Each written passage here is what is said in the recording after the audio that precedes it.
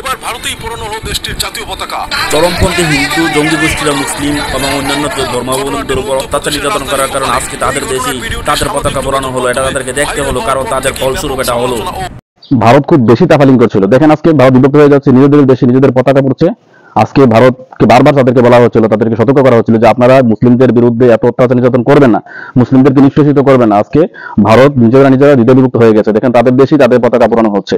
সেদিন খুব বেশি দূরে নয় যেদিন ভারতকে শাসন করবে মুসলিমরা, কারণ তারা যখন দলাদলি করে বিভক্ত হয়ে যাবে, বিভিন্ন উপদেশে বিভক্ত হয়ে যাবে, তাদের ঐক্য ভেঙে যাবে, তখনই মুসলিমরা তাদেরকে শাসন করবে, তখনই ক্ষমতা চলে আসবে মুসলিমদের হাতে। সেদিন আর খুব বেশি দূরে রাসূলের যে ভবিষ্যদ্বাণী ছিল যে ভারতকে মুসলিমরা বিজয় করবে, সেই বিজয় আর খুব বেশি দূরে নয়। আমার কাছে মনে হচ্ছে খুব শীঘ্রই ভারতকে মুসলিমরা জয় করবে।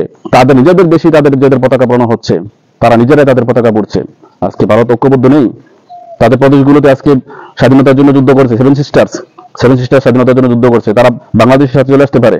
সুতরাং তারা যে মুসলিমদের বিরুদ্ধে যে অত্যাচার নির্যাতনের স্টিম রুলার চালাচ্ছে, সেদিন আর খুব বেশি দূর নয় সেই মুসলিমরা তাদেরকে শাসন করবে ইনশাআল্লাহ।